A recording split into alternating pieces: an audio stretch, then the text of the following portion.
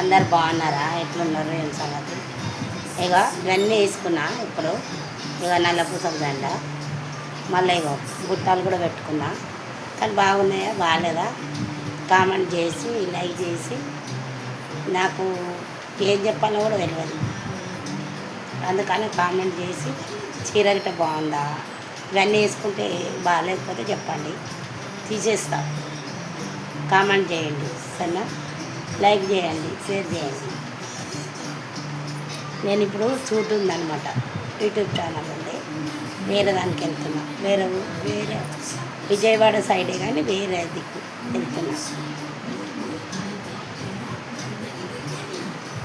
అందుకే ఇంకా తయారు కాలేక పూలు పెట్టుకుంటా.